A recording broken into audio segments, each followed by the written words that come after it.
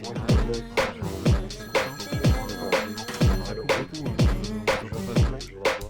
ne quittez pas.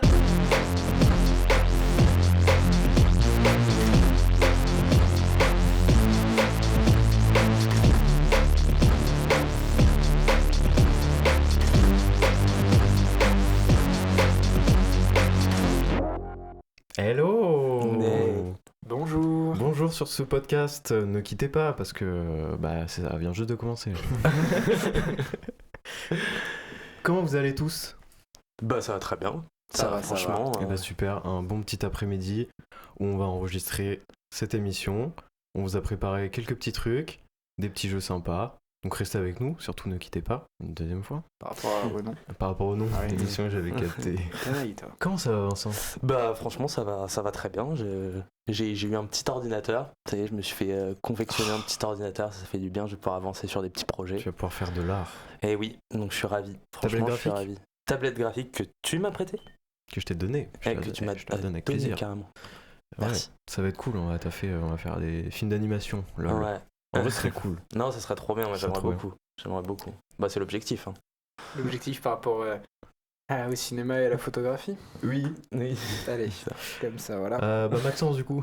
Comment Bah tu écoute, vas ça commence sur les... Oula, je parle pas dans le micro. Ça commence sur les chapeaux de roue. Pour moi, ça va bien. Voilà, je sors d'un tournage. On en parlera peut-être à un moment, mais voilà, je sors un super tournage où j'ai été chef opérateur. Wow. J'ai fait l'image. C'est un beau métier. J'ai fait un beau métier que l'on partage. Oui. Bah moi aussi, je suis chef op sur un tournage aussi. Mais cette semaine. Le C'est pas tournage, encore fait. si on peut même le dire, d'ailleurs, c'est un tournage, j'ai presque envie de dire concurrent, vu qu'on est chacun oui. en concurrent. Il n'y a pas de concurrence dans ce milieu. Non, moi j'aide tout le monde, je suis dans le partage, je suis dans... Voilà, on m'a demandé, j'ai dit oui, tout simplement. Et c'est bien la preuve que tu es quelqu'un de très altruiste. Mais j'aime bien faire partie de certains projets pour d'autres personnes. C'est cool. Surtout que du coup, pour le coup, j'ai rien fait, j'ai rien écrit, j'ai juste filmé. Moi, j'adore faire ça. C'est vrai que c'est aussi quelque chose, ça. Là, on est que à la technique. C'est-à-dire, on n'a rien de créatif. Enfin, si, on a du créatif, mais on est sous les ordres, on va dire, d'un réalisateur. Et ça, voilà la petite question pour commencer. Est-ce que c'est quelque chose qui vous gênerait de faire entièrement votre carrière sous les ordres, j'aime pas trop ordre, mais pour quelqu'un d'autre? Bah, moi, on m'a pas demandé si j'allais bien déjà, donc... Non, mais Pierre répond juste à la question. Je dirais que ça va. Bon après-midi, on est chez Vincent d'ailleurs. Voilà, bon, Oui, personne ne le verra, c'est très cool. Première fois chez Vincent et première fois enregistrement en après-midi. Oui. Ouais. Ah, ça c'est cool. Ouais. On remplace les bières par le café. Ah. Et on non, c'est entend l'heure de la la ville bière. de Poitiers. Voilà. C'est cool. Du coup, ça va? Du coup, ça va très bien. Voilà. On peut répondre à ta question. Voilà. Et Vincent, ma question, quelle est la Et ta réponse? question, non mais en vrai, oui, Bon, Un écoute, intrus, voilà. Vas-y, hein. Moi qui me disais, on n'avait pas d'invité à cette émission. Et bah finalement. Non, il y a toute l'équipe technique derrière. D'ailleurs, on va les applaudir. Michel à la régie, Sylvie à la compta. Et du coup, Vincent. Non, mais en vrai, très honnêtement, moi, ça m'intéresserait de ouf de travailler sous la direction artistique de quelqu'un. Genre, je trouve que c'est aussi quelque chose de très riche, sans oublier le côté essayer de créer par soi-même, mais je trouve ça rassurant. Et même, j'avais échangé avec un mec qui fait de la production, du coup, dans un studio d'animation. Et quand j'avais parlé de 3D avec lui et tout ça, il me dit, mais tu sais que si t'es voué à travailler dans un studio d'animation, tu vas peut-être travailler sur l'éclairage des yeux de tel personnage, etc. Un truc très précis. Mais je trouve que juste d'être dans un univers très créatif avec des gens très créatifs autour, je trouve ça juste ultra riche et ça m'intéresserait beaucoup, j'avoue. Oui, c'est très intéressant. Moi, ça m'intéresse. Mais c'est vrai que non, mais c'était intéressant ce que tu disais avec les yeux, parce que j'avais entendu parler. Les gens fantasment beaucoup sur le fait que, ouais, moi je travaillais sur les effets spéciaux j'avais vu ça, c'était un mec qui disait, moi j'étais sur les effets spéciaux de Mission Impossible. J'aurais été, waouh, c'est ouf. Et après il expliquait qu'il avait passé 6 mois à enlever une caméra dans des lunettes. En fait, un personnage qui avait des lunettes de soleil, son seul taf, ça a été en FX de virer les caméras du reflet des lunettes de soleil. Parce que c'est aussi ça, tu peux avoir un type qui va faire exclusivement ça. Et je trouve ça assez fou. Mais on n'y pense jamais au taf des yeux. Mais je pense que dans l'animé, c'est pareil que tout autre truc visuel.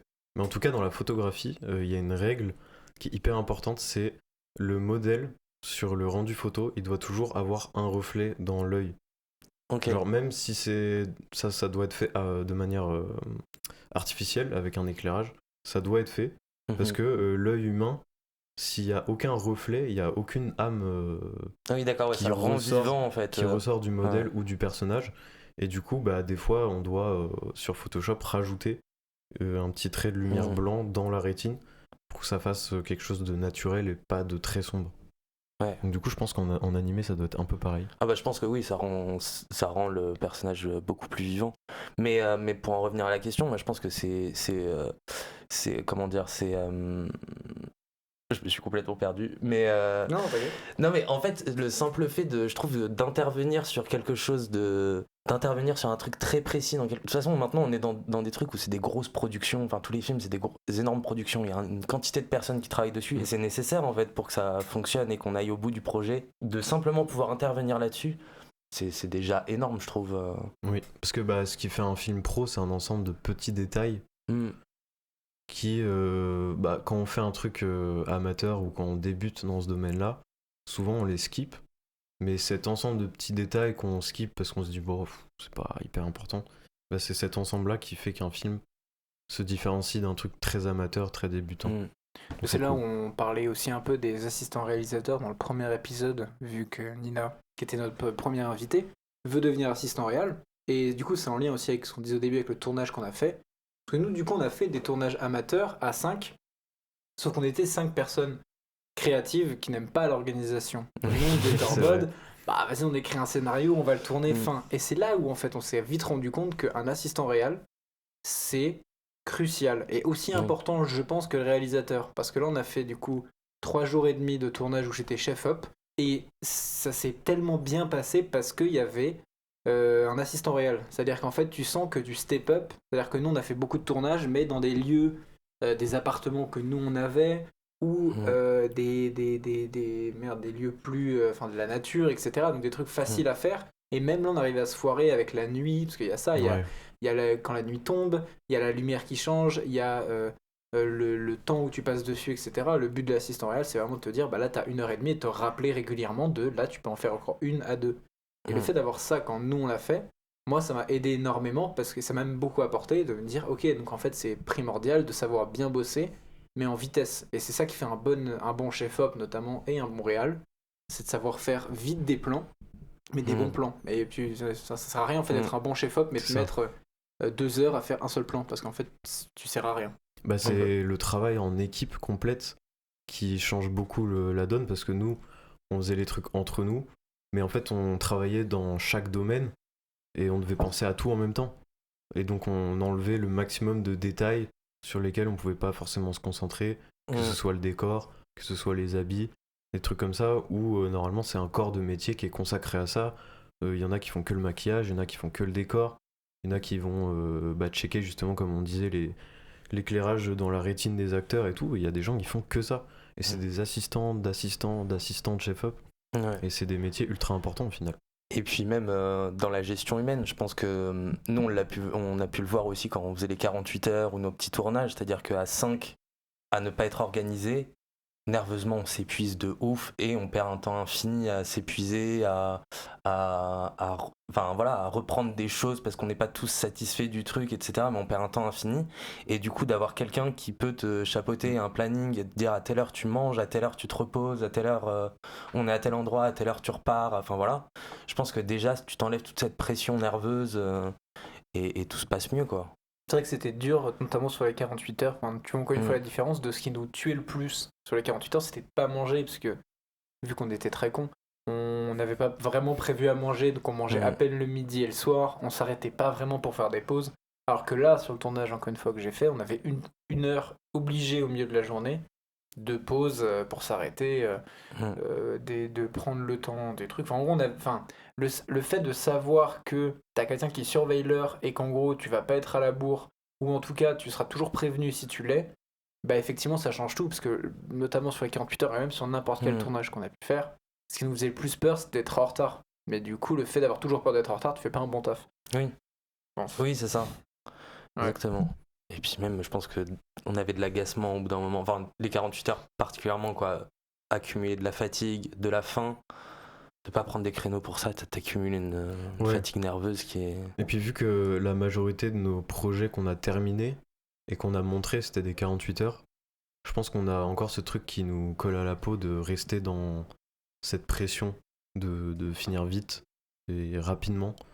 Et bah là, le projet qu'on est en train de développer, on n'en dira pas plus, mais c'est un peu un renouveau parce que du coup, on inclut ces petites choses qu'on faisait pas avant dans la vitesse. Là, on a pris le temps, déjà, rien que l'écriture. On avait commencé en octobre dernier, je crois. Ouais. Donc déjà, avoir un scénario qui a pris plusieurs mois à peaufiner, on voit largement la différence sur un truc qu'on écrit en une nuit, quoi. Qu'on fait ça à la va-vite.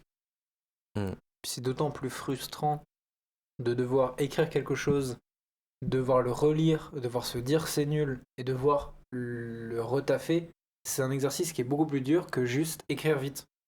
Les gens dans leur tête ils pensent que c'est plus difficile d'avoir que 48 heures pour faire un film plutôt que 6 mois. Bah, croyez-moi bien que rester sur le même scénario, les mêmes dialogues, la même chose pendant 6 mois, nous ça fait 6 mois donc l'histoire a changé, mais il y a des dialogues, il y a des situations qui sont les mêmes et juste on les polit, on les retravaille et c'est très long et je trouve ça beaucoup plus fatigant. Voilà. Mais même quand on se prend la tête pour une réplique, 2 mots, c'est ça aussi, tu vois, quand on écrit sur le long, c'est-à-dire que tu peux te prendre la tête sur ce genre de choses là où t'as pas le temps dans un 48 heures et 48 heures il y a un peu ce côté où tu fais, tu jettes et on verra bien et on oublie quoi assez rapidement, mais un truc un peu plus long, c'est vrai que du coup il y a ce truc où on peut peaufiner un peu le détail et... C'est ça. Bah, chaque tournure de phrase est importante, chaque mot utilisé peut changer un peu la donne sur une réplique, donc genre c'était un bon travail de peaufiner tout en précision, genre, c'est vachement cool. Puis comme on parlait de peur aussi dans le fait d'écrire, je trouve que ne plus faire ça en 48 heures, ça t'enlève l'excuse de t'as trouvé ça nul, mais on l'a fait qu'en 48 heures aussi. Là on l'a fait en 6 mois, donc si les gens trouvent ça nul, d'où le fait, on parlait de dernier film de Jérémy Ferrari où t'es bout à bout, enfin bref, en gros on parlait du fait que tu pouvais avoir une pression quand tu faisais un film parce que tu passais 2 ans sur un truc et si tu trouves ça nul, le retour il est encore plus violent. Bah là c'est pareil, c'est-à-dire que si on le montre à quelqu'un, on lui dit on a écrit 6 mois dessus et il nous dit c'est nul, on va le prendre beaucoup plus violemment que les films qu'on a pu faire en 48 heures parce qu'on a l'excuse de oui mais bon, c'est pas parfait, c'est pas grave. Ouais. Oui, c'est vrai qu'on a eu ce gros débat hier sur la critique de films. Mais je pense qu'il faudrait qu'on fasse ça sur peut-être un autre épisode.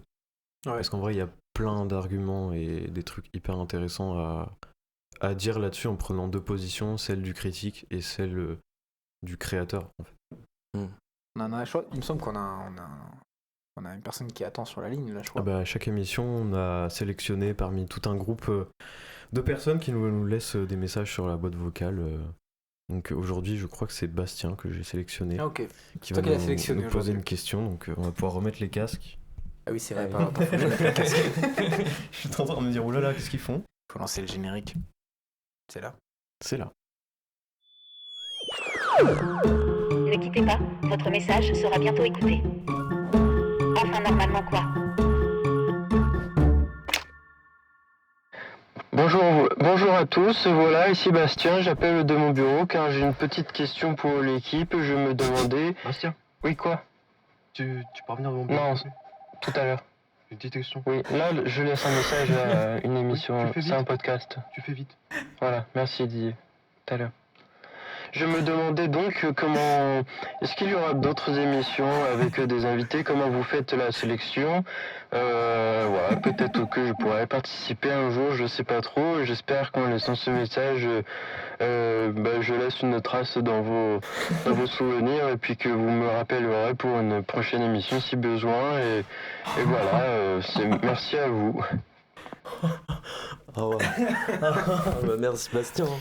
Voilà, merci Bastien qui a pris sa pause à son bureau apparemment pour nous envoyer son message carrément. Je suis donc pas c'est- tant sûr, Didier avait l'air un peu colère quand même. Oui, je pense qu'il était peut-être pas sur une horaire de pause, justement. C'est hilarant. Merci d'avoir pris ce risque, en tout cas. Puis Bastien, quand tu veux dans l'émission surtout. Hein. Oui, bah Oui. voilà. Du coup, comment on sélectionne nos invités? Est-ce que Bastien pourra un jour venir, selon ce qu'il a à nous proposer C'est exactement ça, j'allais dire, selon ce qu'il a à nous proposer. Parce que comment est-ce qu'on fait la sélection? Eh ben, beaucoup de choses à proposer. Bon, en l'occurrence, non, les deux dernières invitées, c'était quand même. Ouais, il y avait quand même un lien, c'était leur travail qu'on mettait en avant. C'était pour ça qu'on les avait. Bien sûr, c'était des personnes relativement proches de nous. Mais ouais, c'était plus par rapport à leur travail. Et qu'est-ce qu'on vise avec les invités, genre? Moi je pense que pour l'instant, vu que on est encore là du coup on est en fin de saison 1, parce qu'on l'a commencé un peu tard, mais du coup la vraie saison, parce que ça on l'a jamais trop dit, mais en gros là on est plutôt en fin de saison 1 et puis la vraie saison commencera en septembre. Mais là pour l'instant on essaie d'avoir des invités et puis je pense que ce sera toujours la ligne d'Ito qui à la fois font un truc qu'on kiffe et dont c'est le travail et qui viennent le défendre, et à la fois aussi avec qui on s'entend bien. C'est-à-dire le but c'est pas d'avoir des gens qui sont très talentueux mais insupportables. C'est horrible dit comme ça. Non, mais parce que c'est- je pense qu'on s'en doute pas quand on est que auditeur d'un podcast, mais toute l'ambiance de préparation, d'enregistrement et tout est hyper important parce que ça, en fait, vu qu'on est concentré sur l'enregistrement audio uniquement, tout se ressent x10, j'ai l'impression. Ouais. Et si une émission se passe mal au niveau feeling avec un invité, ça se ressent vraiment au résultat. Et c'est ce qu'on veut éviter. Puis ça sauve des émissions, hein, genre, parce que ça du coup aussi, vous pouvez pas le savoir parce qu'il y a eu du montage, mais la dernière émission, en termes d'enregistrement, conditions, etc., c'était un fiasco, un calvaire, pour plein de raisons, hein, parce que on était tous les trois fatigués, mais on avait prévu la date, et on s'est un peu forcé, truc à pas faire, mais on s'est un peu forcé, parce que le lieu, comme vous l'avez entendu dans l'enregistrement, c'était dans la chambre de Nina, la première invitée, mais c'est con, hein, franchement, mais l'installation, comment est-ce qu'on était, parce que là on est autour d'une table, mais là on était sur un lit, donc autant dire, et puis on avait tous envie que ça se finisse, on n'avait pas préparé de jeu, donc on a fait, ça a été coupé, mais il y a un quart d'heure, 20 minutes de l'émission qu'on sautait parce qu'on a fait 2 jeux, mais un enfer, c'était nul, mais au final le fait que Elsa soit quelqu'un qu'on connaît, avec qui on s'entend bien et qui fait un taf de fou et qui prépare un projet top, bah, du coup ça a fait que l'épisode est, je pense, un de mes préférés parce que ça match trop bien, mais du coup voilà, le fait en fait de bien s'entendre de base avec l'invité a permis de faire une bonne émission. Ouais, c'est ça, parce que c'est vrai qu'avec Elsa il y avait vraiment cet intérêt premier degré de ce qu'elle allait nous raconter. On aurait pu avoir la même discussion autour d'une table de bar et juste entre nous sans forcément avoir les micros, parce que son taf nous intéressait, parce que la personne est cool et que voilà, tout ça nous intéressait sincèrement, quoi. Et c'est un point aussi que je voulais faire sur le fait qu'on a ouvert un compte Instagram, donc je sais pas si les gens ont l'affiliation à chaque fois, mais par exemple si vous écoutez ce podcast sur Spotify, vous pouvez via notre profil accéder à notre compte Instagram, et à chaque émission on poste des photos du moment où on enregistre. Là actuellement par exemple Maxence est en train de nous prendre en photo et du coup vous pouvez voir un peu là où on enregistre, dans quelles conditions, avec quel invité, et il y en aura une à chaque émission, donc en plus ça peut être intéressant à regarder. Et sur la chaîne YouTube qu'on a ouverte aussi, je sais pas si les gens savent que c'est aussi sur YouTube en gratuit, sur la chaîne YouTube vous avez un lien affilié, enfin un lien direct sur le compte Instagram, vous pouvez aussi voir les photos et vous abonner, ça ferait plaisir, ça fait toujours plaisir de gagner des abonnés. Et voilà, on fait des petits trucs intéressants, des stories où on explique un peu ce qu'on fait, des posts, enfin on essaiera d'être le plus régulier possible. Puis potentiellement d'autres trucs aussi qu'on prépare en plus sur Instagram. On va pas encore en parler, mais on en discute un peu. Bah oui, on veut faire évoluer cette émission si ça reste. Et c'est pour ça que la question de Bastien est un peu importante, parce que faut qu'on se positionne et qu'on donne envie aux gens qui nous écoutent actuellement de savoir où se dirige l'émission, qu'est-ce qu'ils vont avoir plus tard, parce que si on donne pas envie... C'est vrai, ça va vers quand on va en septembre?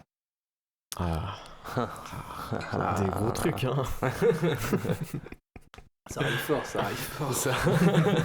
Tu vois, vers quoi est-ce que ça va tendre en septembre? De ce qu'on avait dit, on aimerait rester sur une émission toutes les 2 semaines. Toutes les 2 semaines. Toutes les 2 semaines minimum, normalement. Peut-être essayer de contacter un certain festival du film qu'on aimerait bien. Ouais. Disons qu'on aimerait tenter pour la première année, pour commencer doucement sur une première saison, de faire un partenariat avec le festival Poitiers Film Festival, que j'encourage à fréquenter, qui est en décembre à Poitiers, qui diffuse des courts-métrages, des longs-métrages, fait des masterclass de scénaristes, de plein de techniciens, etc. Alors là, cette année, il y avait un ingé son qui était venu pour expliquer comment est-ce qu'on prend le son sur un film, bref. Et on aimerait bien, en tout cas, comme ça le message est lancé, faire un partenariat, aller faire des petites émissions là-bas, interroger des gens aussi, donc avoir des invités justement de ce milieu-là qui viennent nous raconter plein de belles choses, on espère. En tout cas, c'est vers ça qu'on aimerait tendre. Bah oui, même d'autres festivals, que ce soit musique, cinéma, peut-être théâtre, des trucs même un peu locaux, que ce soit des associations, etc. Il y a toujours des choses à présenter et à interviewer, enfin passer un bon moment en tout cas, et ça peut être très cool. Moi j'ai envie. Moi j'ai très envie aussi. Bah moi aussi du coup. Bah pas moi. Moi non, moi je vais annuler l'émission. Tout le désir, faudra juste, si possible, faire un petit coup de Photoshop sur la photo, parce que je suis pas pour utiliser mon image après mon départ. Ah merde. Bah Putain, super. t'imagines la galère si on a un de nous qui part. Ouais. C'est chiant, faut tout refaire. On Faire un shooting, se rhabiller. Ouais. Bon, bah, restons, Voilà. restons tous ensemble. C'est Restons tous un peu ensemble. triste, de base c'était pour donner envie, mais ok, je comprends que Ça fait partie quand de ça ce tient moment. à pas grand chose. C'est- Bah, c'est pas grave, je peux aller pleurer, je reviens. Faites des projets avec vos amis, hein, vous voyez, ça. Ça va mieux. Ouais, Merci. ouais, C'est bon. ok. On va quand même essayer de finir l'émission, parce que... ouais. Dernière émission, du coup. Non, mais comment vous vous sentez en ce moment, en termes professionnels? En termes professionnels, je sais pas si j'ai une impression professionnelle, moi. C'est-à-dire? Une humeur professionnelle. Non, mais enfin, sur le futur, genre en mode là actuellement vous vous sentez où professionnellement parlant et vers quoi vous allez? Ah oui. Oh, wow. Ok. Je comprends. Non, mais je pense qu'on a. Je sais pas. Moi, j'ai un truc de feeling de je sais où je veux aller. Donc. Bah, en fait, moi j'aurais une question qui se rapproche un peu de ça, mais c'est plus. Moi c'était. En fait. Dis-moi que ma question pue la merde. Non, c'est pas du tout ça, mais c'est genre. Là, je me sens. J'ai l'impression qu'on construit des choses intéressantes qui nous parlent et dont on a envie de s'investir.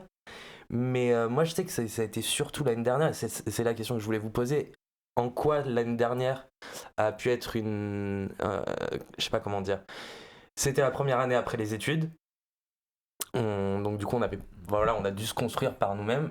En quoi elle vous a apporté quelque chose? Moi, je sais que par exemple, elle m'a apporté une grosse remise en question, mais aussi un truc de me dire, bah voilà, je lâche prise, je me laisse cette liberté de pouvoir créer avec mes potes, de pouvoir faire des choses. Et donc cette année, je suis vraiment en train d'essayer de construire ça et d'en profiter.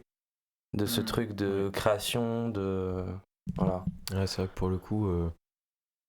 Ouais, si je pouvais effacer 2025 de ma mémoire, je pense que moi ce serait pas mal parce que c'était pas top, on va dire. Mais du coup, là, depuis le début de l'année, les projets qu'on fait, même c'était ce podcast et tout, je pense que ça m'a réaligné avec le truc où j'étais à la fin des études, justement. Et voilà, parce qu'il y a eu un changement de ville, etc. Il y a eu un début chaotique de carrière en freelance. Et... Ah, ce reniflement.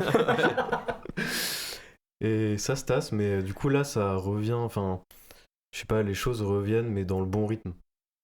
Parce que je pense que l'année dernière, il y a trop de trucs qui sont enchaînés, et je voulais aller trop vite, je voulais que ça marche direct, et c'est impossible de construire, de se diriger vers son rêve, genre instantanément, en une année, tu peux pas faire autant de trucs.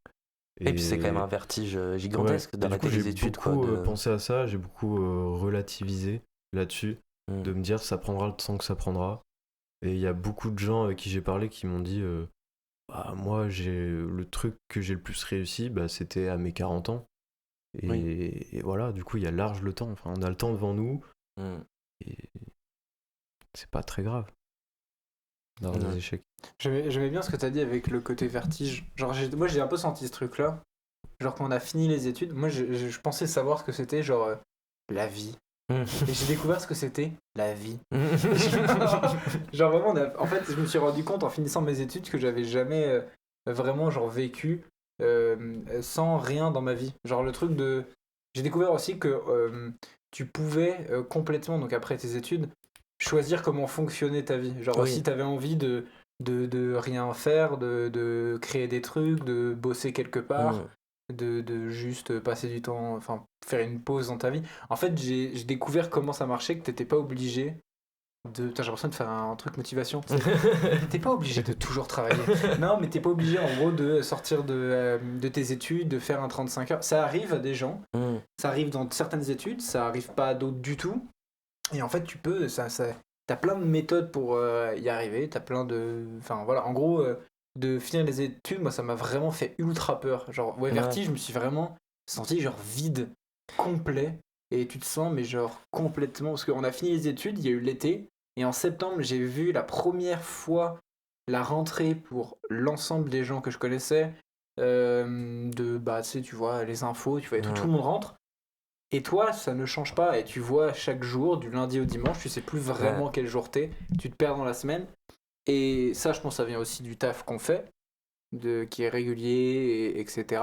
Mais ça vient aussi du fait que bah, tu choisis complètement ta vie, quoi. Genre, à 100%. Bah, y a une pression sur les études, dans le sens où on nous a toujours répété, je pense, depuis même le collège, que quand on arrivait au bout des études, c'était pour rentrer directement dans le métier affilié à ces études-là.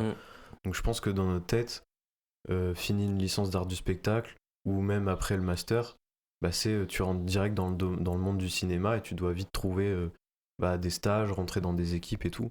Et bah, en fait, la vie marche pas comme ça. Parce que si t'es démotivé et que justement, quand tu te retrouves d'un coup tout seul après tout ce que t'as fait à la fac, bah si t'es pas prêt à construire quelque chose, il se passera rien.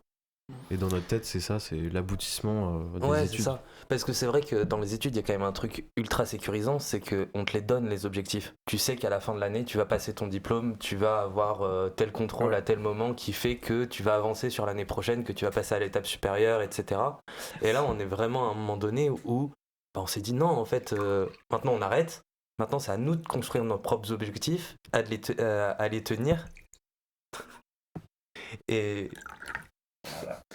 Non mais mais tu vois ce que je veux dire, ce truc de on a toujours eu avec les études un truc ultra carré, tac, à la fin d'année t'as ton diplôme, tu passes à l'année supérieure et puis etc jusqu'au moment où t'as fini tes études et t'es censé rentrer dans la vie active. Et sauf que comme tu dis, ça se passe pas comme ça, et maintenant on arrive à un moment donné où c'est à nous de nous construire nos propres objectifs, à essayer de se construire par nous-mêmes. Et c'est ça que je trouve vraiment vertigineux, quoi, de ce côté en fait là mon objectif il peut être n'importe lequel, maintenant il faut que je le choisisse et que je m'y tienne. Et bah oui, et je trouve ça compliqué. c'est pas grave d'être caissier dans un magasin. En vrai, non mais c'est vrai. Après même des longues études de peu importe ce que c'est, même si c'est des très grandes études où t'es censé être après dans un taf de prestige, bah si au final il faut que tu prennes du temps sur toi pour te préparer au monde du travail actif, bah il faut prendre le temps. Genre, tu peux pas tout de suite sauter dans le bain comme ça, et on peut pas te donner le métier. Non. C'est ça, c'est l'attente, je pense, de beaucoup de gens, c'est que recevoir un diplôme, c'est aussi recevoir les clés du métier que tu veux faire direct. Alors qu'en fait non, ça marche pas comme ça. Et bon bah après c'est le système en France. Parce que j'ai des potes qui sont allés étudier au Québec en cinéma. Et là-bas, la vision, elle est totalement différente. Genre, on te prépare justement à faire tes propres rouages sans te dire, quand tu vas ressortir de cette année-là, tu vas direct rentrer dans le métier. Bah, c'est faux. Donc, faut se préparer, quoi. Puis en plus, je pense qu'il y a aussi un souci, un souci. ça vient aussi de la filière qu'on a choisie, donc le cinéma. Les attentes sont pas pareilles que dans plein de milieux. C'est-à-dire que pour beaucoup, moi je pense à mes parents, des choses comme ça, t'as réussi quand t'arrives à faire un film, par exemple, hein, un film avec un nom de réalisateur que eux connaissent. Si t'arrives à faire un film avec Gilles Lelouch, c'est bon, t'as réussi. Alors qu'en fait, à quelle limite elle est de ça y est, je fais du cinéma et je suis un cinéaste. Parce que est-ce que nous, du coup, on pourrait très bien, on a écrit un film, on va le tourner, le réaliser, on joue dedans. On a eu des prix, etc. Donc, est-ce que ça fait complètement de nous des réalisateurs, comédiens, scénaristes ? Je sais pas, tu vois. Et du coup, je pense que ce qui est intéressant, c'est aussi de se poser la question de est-ce que nous, si on arrive à vivre, manger, avoir un toit et faire des films, bah on est dans le cinéma. En fait, quelle est la différence entre les deux ? Et je pense que parfois on se met une espèce de pression débile, alors qu'en fait on fait déjà du cinéma avec moins de budget, mais en même temps, est-ce qu'il y a un budget, un plafond où en fait ça y est, tu as dépassé, tu fais du cinéma. Ça, je pense, c'est plus ça qui fout le plus de pression dans les gens qui font nos études dans ce domaine et qui disent oh là, ça fait peur. En fait, c'est pas vrai, genre tous les gens qui m'ont toujours dit ah c'est un métier à risque, etc. Bah non, en fait, genre tu peux faire du cinéma et en vivre, peut-être pas toujours forcément parfaitement, ou je sais pas. Mais en fait, si tu juste as choisi de faire du cinéma, tu peux en faire ad vitam aeternam et avoir un autre taf à côté, ou enfin voilà. En fait, c'est juste pas un métier à risque, en fait, c'est juste comment tu le fais. Et de toute façon, n'importe quel métier à risque, hein, t'es trader, tu gagnes 6000 balles par mois, par contre t'es en dépression et tu te tires une balle. Waouh, je suis allé. Chute du toboggan est violent. Non mais c'est vrai, t'as raison. Et je pense qu'on peut même, en accumulant plusieurs petites expériences, trouver d'autres filières qu'on n'a pas forcément imaginées au moment où on étudiait. Par exemple, je sais que moi ça me plairait beaucoup de travailler dans une structure culturelle hyper locale, genre un cinéma ou un théâtre, et de m'occuper genre de la programmation, de faire les négociations avec des distributeurs, etc. Je pense qu'au final c'est un truc qui m'intéresserait. C'est pas forcément de la production, c'est pas forcément de la création, c'est même pas du tout un métier créatif, mais moi je sais que ça me plairait, et de continuer les projets à côté, c'est ok. Ouais, parce que c'est quand même un milieu aussi où il y a un peu ce truc de on met vachement en lumière certaines personnes, des très grands acteurs, enfin voilà, des tel réalisateur ou tel réalisateur, mais en fait, je pense que, comment dire, je pense que on se satisferait aussi de simplement travailler dans le milieu, en fait, pas d'être la personne mise en valeur. Enfin, je sais pas comment dire ça, mais je sais pas si c'est ça qui est intéressant en fait. De toute façon, c'était un peu le truc qu'il y avait de l'article de Télérama là. Bon, alors, qui était bien ou pas, on s'en fout, parce qu'il y avait une polémique à dire que c'était. Je m'en branle.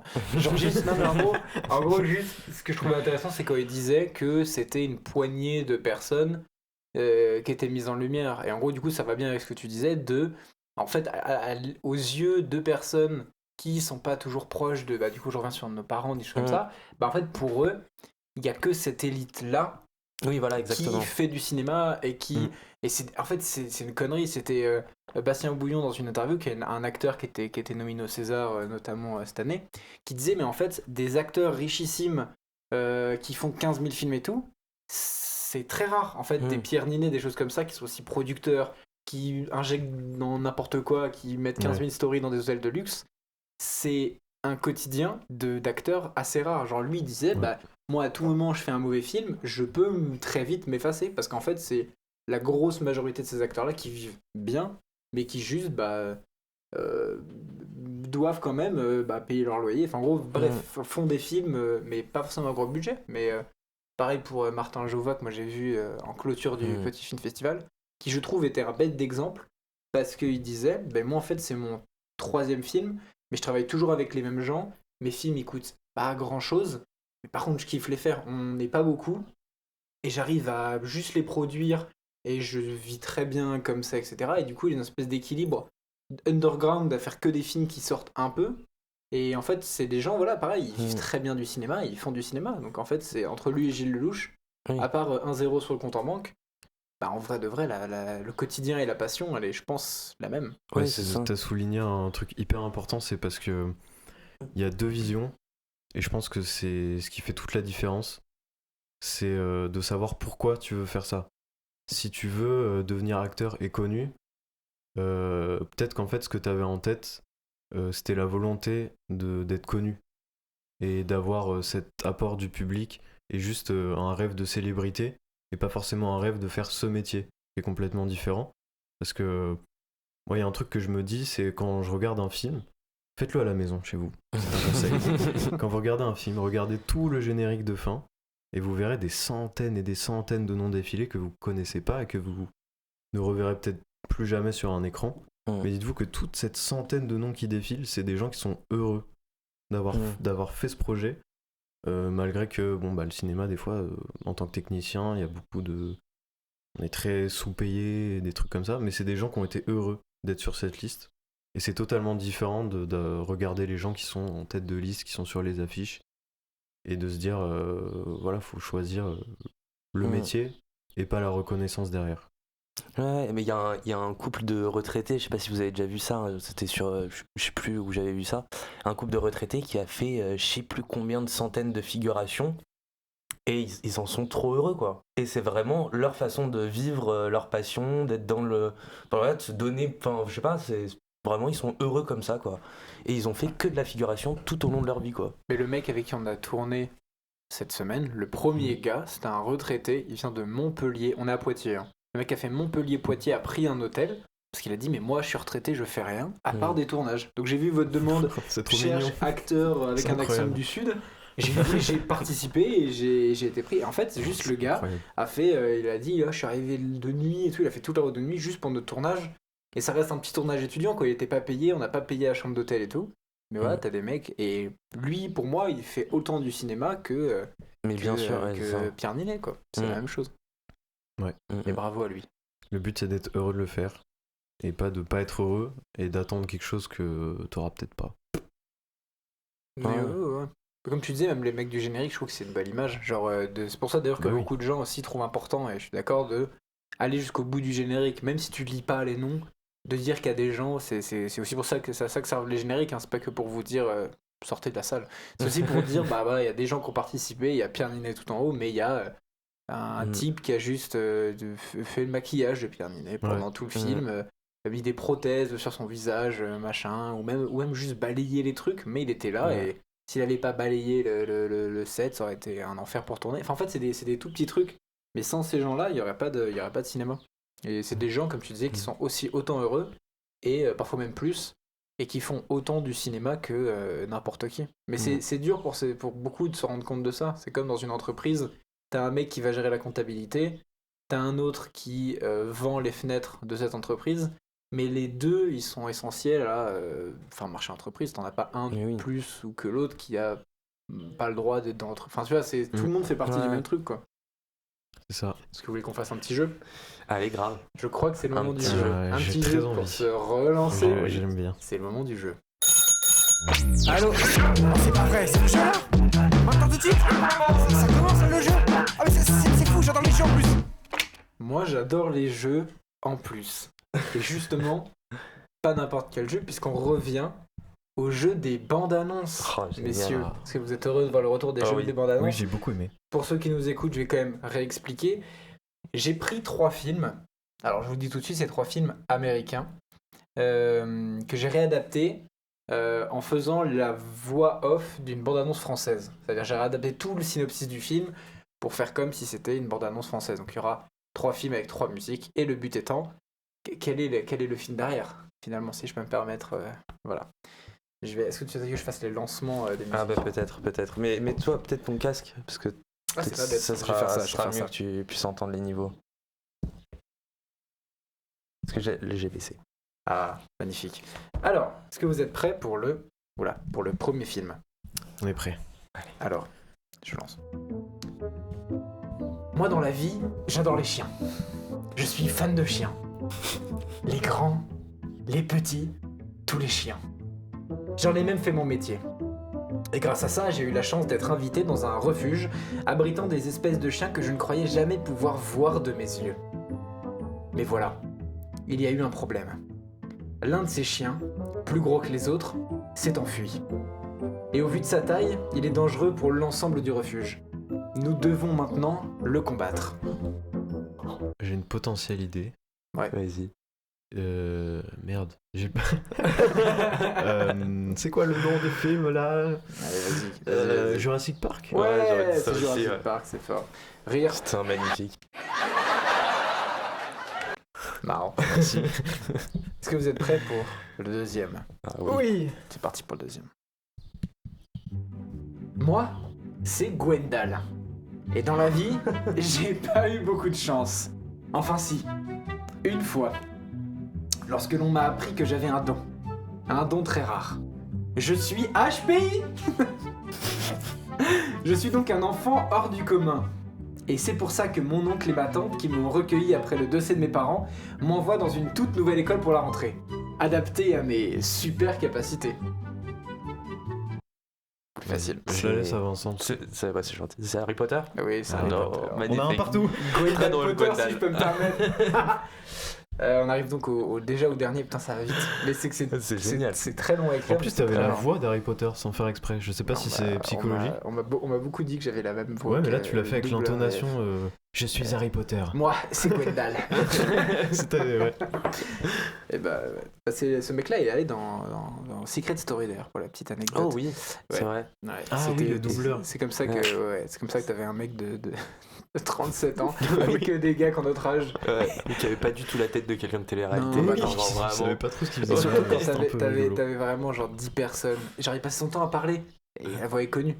Personne de tic. Ouais. T'es en mode bah franchement mon gars. Bref. J'ai pas dû de regarder Secret Story, de quoi vous me parlez.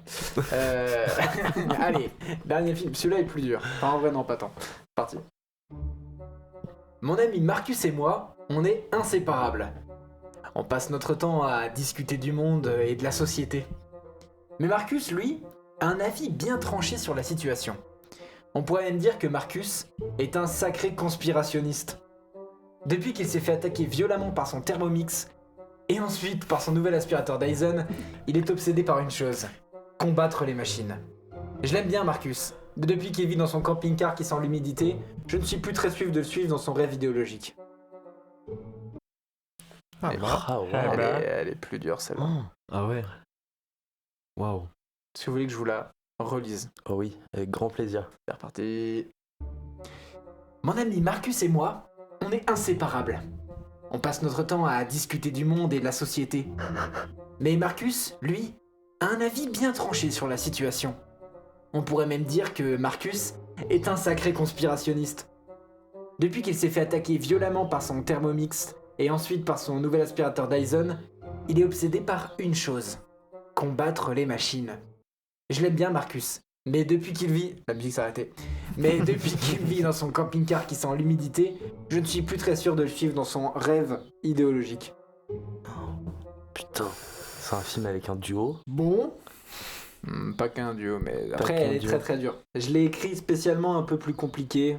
Et voilà. Mais le film a l'air bien. Hein. Ah oui. Le film, c'est parce que j'ai revu le film il y a pas longtemps. Parce que c'est iRobot. Non. Ah, ok. Mais tu te rapproches. À mon sens, tu te rapproches. Par une anecdote, tu te rapproches. Vous voulez que je vous dise? Ah, attends. Sachant que j'ai appelé le personnage Marcus, et c'est pas pour rien. Ça a un lien, enfin ça ressemble au vrai nom du personnage secondaire dans le film. Je vous aide un peu. Sachant qu'il y a notamment une phrase, il y a vraiment des phrases et des mots. Les mots sont pas, vu que je suis un putain de génie, les termes sont pas au hasard. Il y a des termes qui ont été utilisés. Mais ça, c'est genre, c'est une comédie? Non. C'est plutôt style non. robot, c'est de la science-fiction Ok. dramatique. Ok. Waouh. Ah, J'ai pas Peut-être du je suis tout. un peu loin là. Là, j'ai pas du tout. Je vous le dis, ouais. c'était Matrix. Ah de ouais. fou. Bah ouais.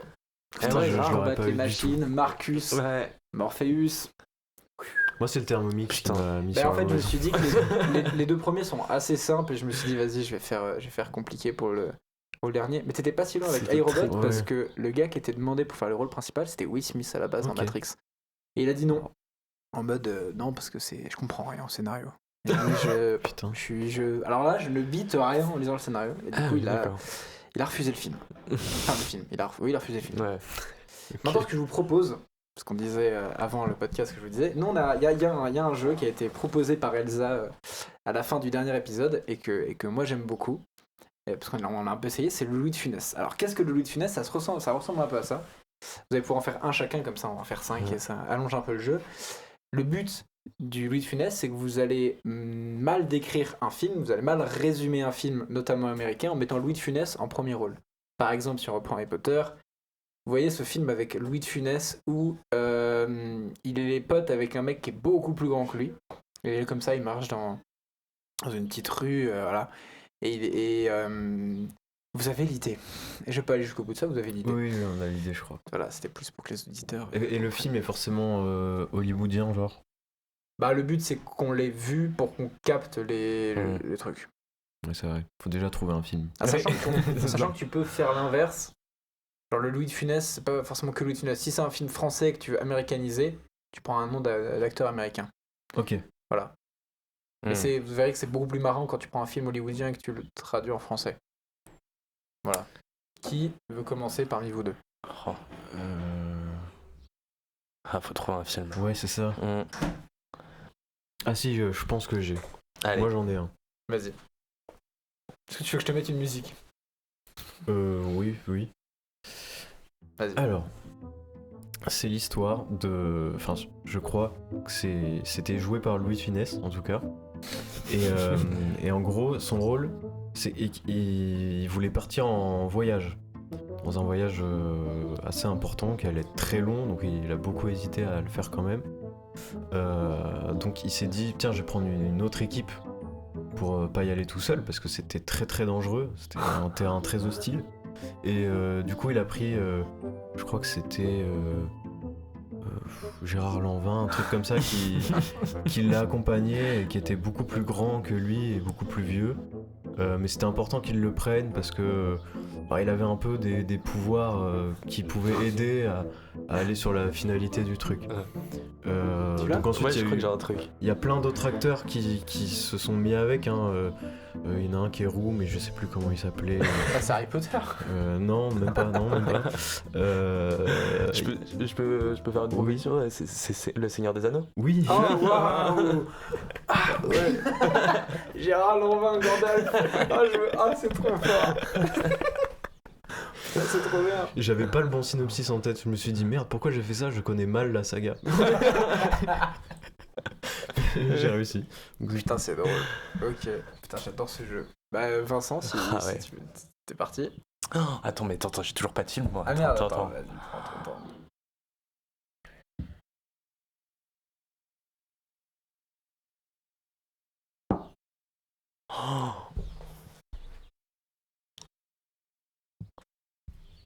Tu prends Pearson, tu prends n'importe quel film auquel tu penses. Ouais. Tu mets Louis de Funès à la place et tu le décris mal. Et j'essaie de le décrire. Putain, c'est que je me souviens mal du film que j'ai en tête. Mais du coup, ça peut être encore plus drôle. C'est parti. Allez. Bah du coup, alors, si je me souviens bien aussi, hein, c'est un film, genre c'est avec... il doit y avoir Louis de Funès.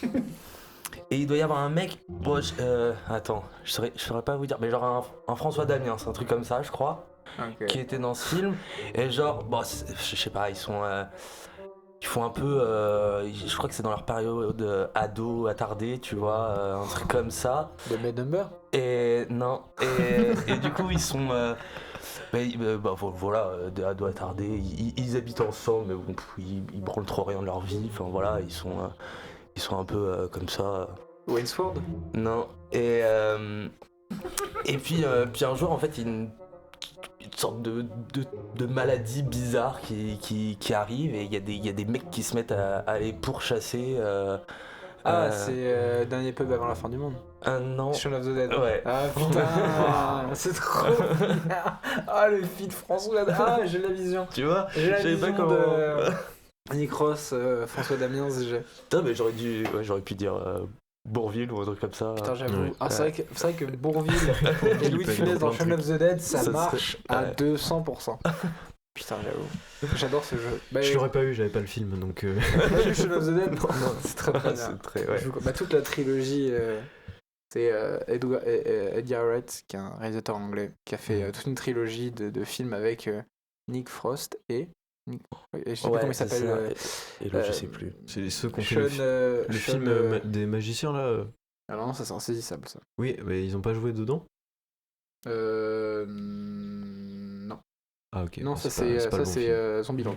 Voilà. Ah oui, Mm. ok, je comprends. Ouais, c'est Et ça. ouais, et Shaun of the Dead, c'est ça, en gros, c'est des ados attardés, et en gros, ils se font poursuivre par des zombies, mais genre, ils en échappent à chaque fois, Ok. c'est trop con. Notamment un moment où il combat des zombies avec des vinyles en leur lançant des vinyles dessus. Et c'est ça, c'est Simon Pegg et Nick Frost. Et ils ont fait, voilà, c'était Hot Fuzz et Le Dernier Pub avant la fin du monde. C'est une Et du coup, trilogie ouais. où c'est un super duo. Je pense. Tous les films qu'ils ont fait tous les deux sont extraordinaires. Très marrant ce jeu. Moi je pense Ouais, que ouais. si vous êtes d'accord, J'ai Louis de adoré. Funès reviendra. Ah ouais. Déjà de toute façon, je pense qu'il va revenir quotidiennement dans notre quotidien tous les trois. C'est une certitude. Mais il reviendra forcément. On va le faire avec des anecdotes perso. Alors, pas des films, mais genre, on remplace. Genre, j'ai croisé Louis de Funès la dernière fois. Ah putain, c'est trop drôle. Ah putain, j'avoue. Je préfère ça aussi avec des petits films, bref, qu'on connaît. Ok. Ouais. Bah, très marrant. Très très drôle. Ah, c'était super comme Ouais. jeu. Bon, on refera. J'aime beaucoup. Bon, faut retrouver une question maintenant. Attends, si, moi je me disais un truc qui était rigolo, je vais vous poser la question, c'était si vous pouviez faire votre... comment c'est le Mont Rochemort Ouais. de, par exemple, le Mont Rochemort de vos personnages de séries préférés. Qu'est-ce que ce serait? Tu vois ce que c'est le Mont Rochemort? Ouais. Il y a combien de têtes déjà sur le Mont Il y en Rochemort? a 3, je crois. Il y en a trois. 3 ou 4. 4. Quatre. Hmm. Personnage de série, ouais. Ouais, par exemple. Ou, je sais pas... Oh, bah, moi, j'ai direct ma réponse. Oui, bah. Tous les persos de The Office. Oui, Ils sont déjà, j'avoue. direct J'avoue. dans les 4 têtes. Comme développe Genre, des passions si vite et ça arrive et après ça lui bouffe sa vie. Ah, mais Vraiment. c'est ma vie tourne autour de ça cette semaine parce Putain, que j'ai putain. 9 saisons à bouffer dans la gueule. Ah ouais.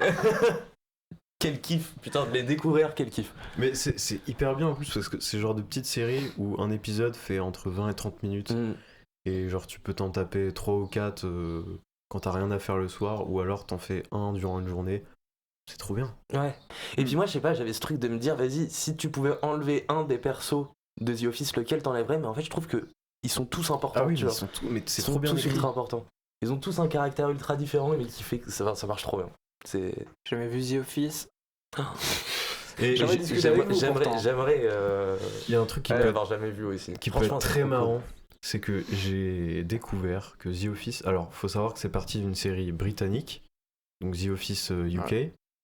Et ensuite, ce qui est devenu plus connu, c'est la version US, donc avec les acteurs américains, tout se passe en Amérique. Mais en fait, chaque pays a adapté son The Office. Et il y en a un en France. Mais non. Et Non. j'ai envie de voir ça. Il y a une Ça version. s'appelle Au Bureau, je crois. Et il y en a dans tous les pays, il y a des adaptations. À mon avis, faut regarder ça en live. Ce serait très marrant. Ouais. Ah oui, On n'a pas le droit. au bureau. Je retire. Peut-être que si, c'est très peu connu, hein. Je pense que c'est des trucs vraiment même une version espagnole qui s'appelle La Oficina, un truc, ou version italienne, je sais plus. Ok. Ok. Et il y en a dans toutes les langues, dans tous les Putain. pays. Mais ça fait qui au bureau? Moi, ça m'intrigue trop. En vrai, ça m'intrigue Attends, c'est trop. quoi, de savoir j'ai avec regardé. qui. Si, il y a un acteur qui est très connu dedans, Louis de Funès. qui joue peut-être qui joue Michael Scott. C'est le seul qui, en tout cas, en regardant juste l'affiche, je l'ai direct reconnu parce que je l'ai vu dans plein d'autres séries télé sur TF1 et tout.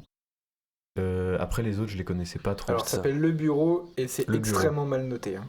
Ouais. Ah bah ça m'étonne pas trop.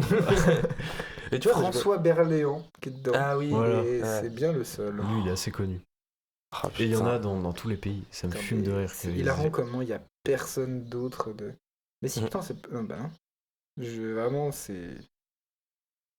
Voilà. Putain, moi, je le verrais bien. Bah, après, c'est Caméra Café, mais avec Ouais. Bruno Solo Ah ou ouais, de fou. un truc comme ça. Oui c'est ça. Bah ça, c'est mieux qu'une adaptation d'un truc qui Ouais. marche déjà ailleurs. Genre, adapter, réussir à refaire un The Office US avec le même niveau de jeu, le même niveau d'écriture, c'est très dur. Là. Puis en plus t'es Ah, obligé c'est d'adapter l'humour et je crois que Ouais. l'humour américain-anglais c'est les humours qui se traduisent le moins bien vers la France. C'est-à-dire que le travail.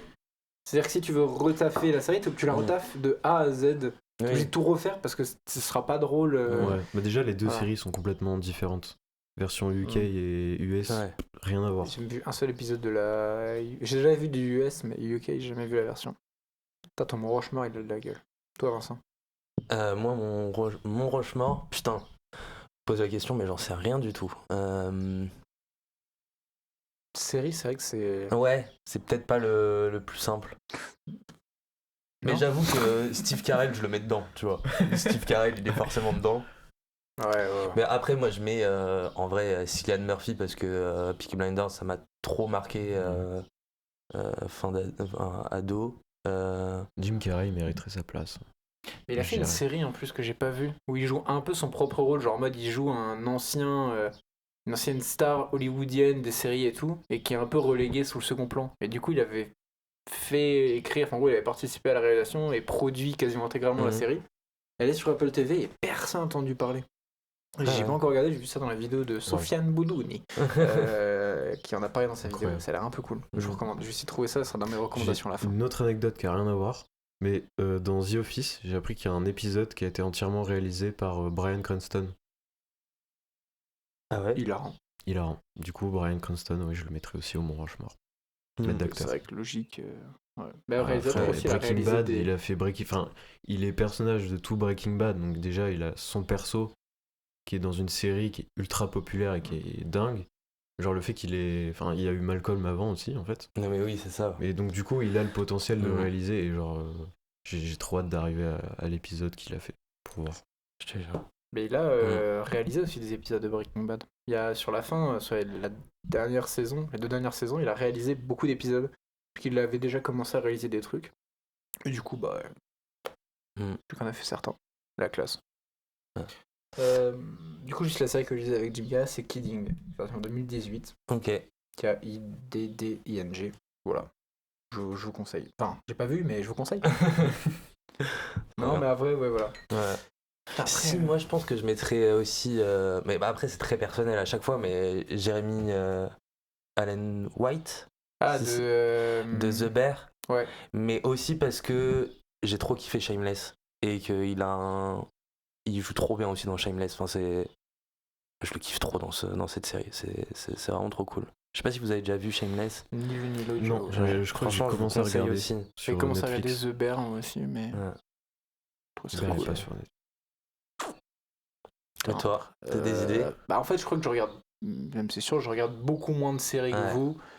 Là comme ça je dirais en vrai, là après je vais mettre un truc où tout le monde est d'accord, je vais mettre forcément un personnage de Prison Break parce que je trouve que c'est un peu, est-ce que c'est pas un peu un des piliers de toutes les séries aujourd'hui, genre en mode c'est partie des premières séries qui ont lancé l'élan de binge-watch de machin et tout, enfin par exemple c'est parmi ça que j'ai commencé les séries et j'ai un peu l'impression que beaucoup de gens ont commencé avec ça. Ouais, moi aussi ça doit être ça. Ouais.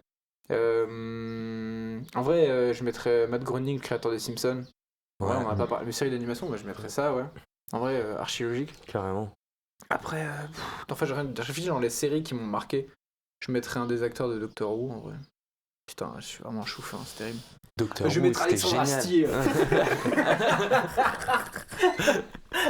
Il est trop fort, il fait même des musiques. Excusez-moi, pardon, mais on dit que c'est de l'humour, mais moi, pour moi, c'est juste du génie.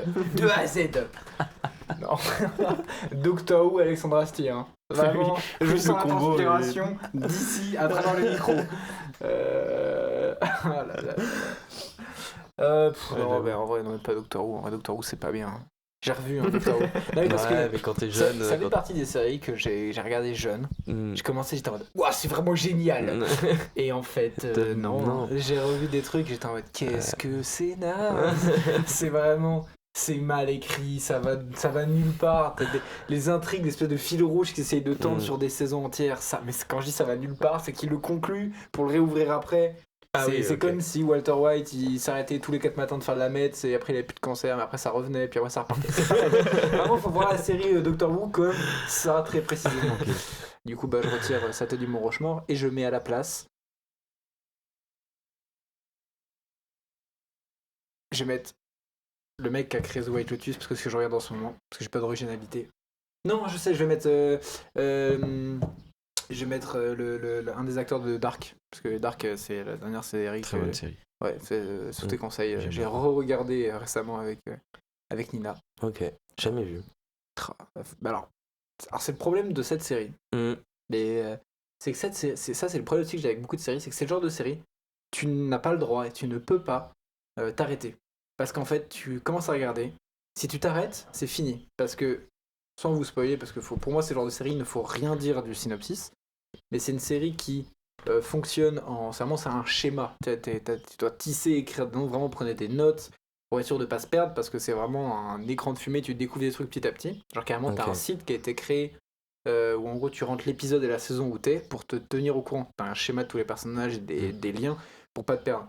Et du coup, moi j'ai beaucoup de mal avec ce genre de série où nous, sur la fin, on était en mode on n'en pouvait plus, on voulait que la série se termine. Parce qu'en fait, tu regardes rien d'autre, parce que si t'arrêtes de regarder pendant une semaine, en fait, t'as oublié la moitié du nom des personnages et tu reprends pas quoi.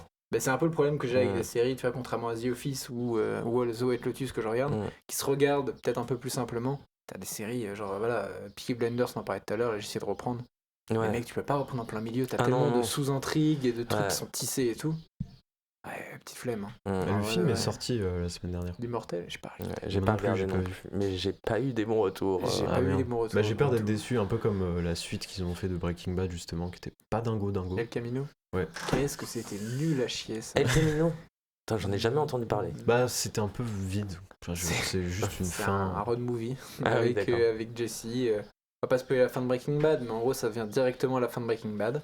Et vraiment, tu prends Breaking Bad, tu rajoutes 2h30. Genre, tu sais, qu'est-ce qui se passerait à la fin de Breaking Bad?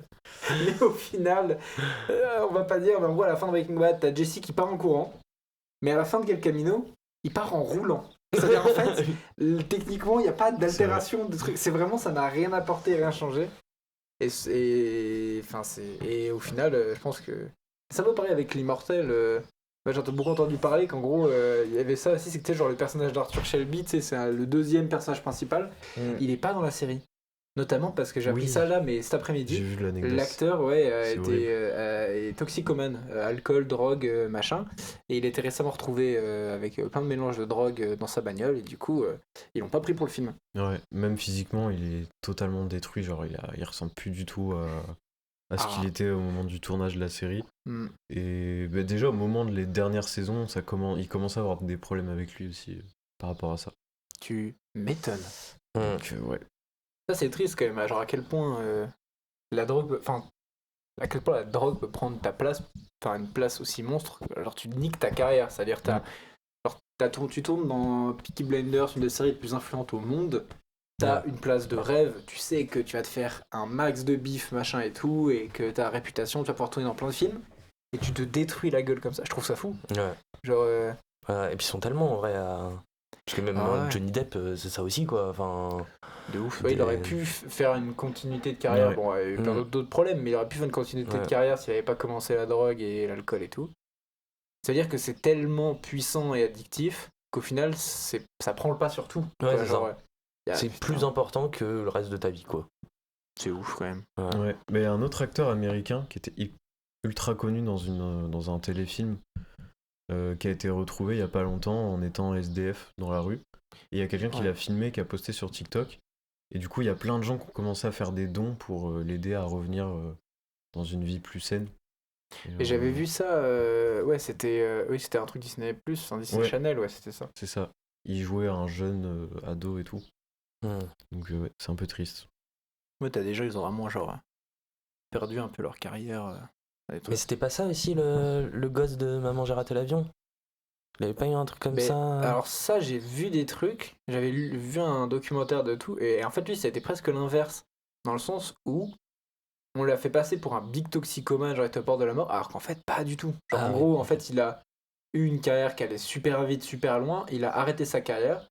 Après, il a fait des mini-dingues, genre il a été retrouvé, je crois, dans une voiture avec de la weed et de l'argent dans la voiture. Mais à part ça, en fait, il s'est fait arrêter une fois, comme ça. Et après, voilà. Ouais, après ça s'est envenimé. Parce qu'en fait, en même temps, c'était un peu le chemin de tellement de gosses, acteurs et tout comme ça, qu'au final, on a un peu voulu lui prêter ça. Genre, c'était vraiment, regardez, tu sais, tous les trucs chocs. C'est genre, cet enfant, comme le toxico, le mec qui était devenu toxico, qui était dans Disney Channel, on a voulu lui prêter ça. Alors qu'en soi, apparemment, il a jamais eu de problème spécialement avec des drogues dures. Et de toute façon, on le voit encore maintenant. Il a été aux Oscars, au Golden Globe, où il a remis un prix aux Golden Globes, etc. Genre en soi. Puis c'est pareil avec son frère aussi. Son frère, lui, a eu un Oscar l'année dernière pour le film de Jesse Eisenberg. Donc, et qui joue d'ailleurs aussi dans Maman j'ai raté l'avion. Enfin, en gros, c'était juste un truc de média, quoi. Qui est un peu cette image-là. Mais il y en a, ils veulent juste partir. C'est comme la nouvelle saison de Malcolm qui arrive. Ouais. ou le film, je sais plus, La saison, ouais. où l'acteur qui jouait Dewey a juste voulu changer de vie. Je crois qu'il est même allé à Harvard et tout. Et du coup, c'est pour ça qu'aujourd'hui, ils voulaient pas revenir pour la série. Ils ont pris un autre acteur à la place. Qui lui ressemble de ouf. Ouais, qui marche vraiment bien d'ailleurs. Et il a juste changé, quoi. Il veut plus faire de cinéma. C'est vrai que c'est à se demander ce qui s'est passé pour vraiment, genre, tout bloquer. C'est-à-dire vraiment, même, il y a eu des... À chaque fois qu'il y avait des réunions des acteurs, machin, il était jamais là. Genre, qu'est-ce qui s'est passé? En vrai, ça pose des questions, hein, mais qu'est-ce qui se passe dans ces milieux-là pour vraiment que t'arrêtes? C'était Big Flo League aussi, quand on parle dans le dernier album, où ils disaient, parce qu'ils ont commencé vraiment très tôt, ils disaient, mais genre, t'as 16 ans et tu te fais genre détruire par des mecs qui en ont 30. Genre, on t'arrache la gueule publiquement, alors qu'en fait, t'as la moitié de leur âge, tu vois. Et du coup... Ouais. Puis même quand t'es ado, je pense qu'en grandissant, on change de toute manière de notre façon de voir le futur, en tout cas sur sa carrière. Et des fois, juste, t'es rentré dans le cinéma un peu par hasard, parce que souvent, quand t'es enfant, tu fais pas des cours d'acting et tout. Donc souvent, c'est le biais de figuration ou de hasard. Donc tu te retrouves là-dedans et souvent t'enchaînes parce que des fois ça peut être des séries qui marchent, mais au bout d'un moment t'as envie de faire autre chose, ça se trouve. Tu changes ta vision et tu veux juste faire un métier classique ou des études et voilà. Fin. Non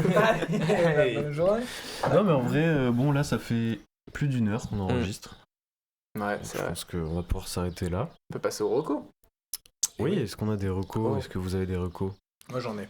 Toi t'en as? Moi j'en ai. On va te laisser débuter. Bah ouais, du coup je vais dire, c'est même pas une reco. La reco, le film que j'ai dit tout à l'heure de la série de Jim Carrey, Dark, déjà tu sais quoi, j'ai dit recommandé Dark. Mais j'en avais un surtout. Et en fait, faites vos recommandations avant parce qu'il faut que je trouve le nom. Ouais. Donc allez-y d'abord. Et t'en as? Du coup je me suis mis dans la série aussi Samuel. Parce que du coup j'ai vu le travail qui a été fait sur le clip de Mickey, où ils ont repris un peu le même délire pour faire le clip, et du coup ça m'a intéressé à poursuivre la série animée Samuel, et je recommande. Très bonne série. C'est vrai que j'ai eu la chance moi de le voir au cinéma. Ils ont fait une projection il y a 1 mois et demi, 2 mois, au Dietrich, pardon, que le cinéma d'Arrêt de cette Poitiers. Ils ont diffusé tous les épisodes pour une grosse diffusion d'1h20. C'était, j'avais jamais vu. Et voir ça au ciné, c'est vrai que c'est assez exceptionnel. Très cool. J'ai ma reco si tu veux. Allez, vas-y. Moi, je suis tombé récemment j'aime bien les contes d'animation. Des mecs qui dessinent des petits trucs et tout. Et tu sais, j'aime bien les gens qui font des cases. Tu sais, genre ils dessinent juste des cases et tout. Et je suis tombé sur un mec qui s'appelle Elijah SBAI. Je sais pas comment ça se dit, SBAI. Je sais pas. En tout cas, c'est Elijah ELIJAH. SBAI. De toute façon, toutes les recommandations d'ailleurs sont dans la description. On oublie de le dire, mais vous pouvez juste aller dans la description de l'épisode. Et vous avez tous les liens. Et du coup, ce gars-là, il fait plein de... Je vous montre à vous. Il fait plein de dessins et tout. Il fait des espèces de... Chaque été, il raconte une histoire en plusieurs épisodes et tout, machin. C'est très cool, je trouve ça très bien écrit. C'est assez cool, j'ai traîné sur ça les matins avant de me lever. Je regardais un peu ce qu'il faisait. Et voilà, ce sera ma recommandation. Bah merci. Trop bien. Pas de soucis. Et moi, c'est plus le dernier épisode qu'on a fait, ça m'a fait penser à des vieux dessins animés Et j'ai re-regardé les Triplettes de Belleville.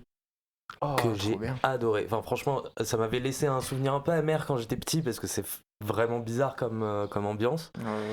Mais en le re-regardant, c'est trop bien. Et j'ai regardé aussi du coup L'Illusionniste, donc de Sylvain Chomet, c'est le réalisateur. Et L'Illusionniste qui avait été aussi césarisé. Et il a sorti un film récemment, c'est Marcel et Monsieur Pagnol. C'est sur la vie de Marcel Pagnol du coup. Avec Laurent Lafitte, je crois. Doubleur de Marcel Pagnol, il me semble. Ça doit être ça. Et j'aimerais bien le voir, j'avoue que je l'ai pas vu, mais j'aime beaucoup son travail. Il a fait le clip de Stromae aussi, il a fait Carmen. C'est lui qui avait fait ce clip-là qui est incroyable. Ouais. Bah magnifique, des très bonnes recommandations et un très bon épisode. Très bon épitaphe. Un très bon épitaphe. Bravo. En tout cas, on espère que ça vous a plu. On se retrouve normalement dans 2 semaines. Pour le prochain épisode.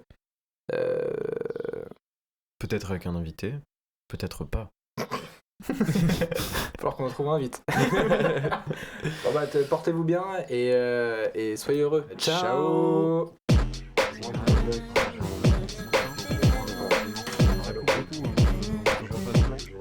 Oui, ne quittez pas.